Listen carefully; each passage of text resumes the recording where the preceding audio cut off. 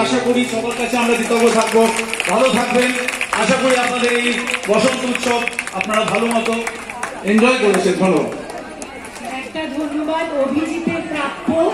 হ্যাঁ, আর অভিজিৎ চক্রবর্তীর জন্য একটা জোরে হাত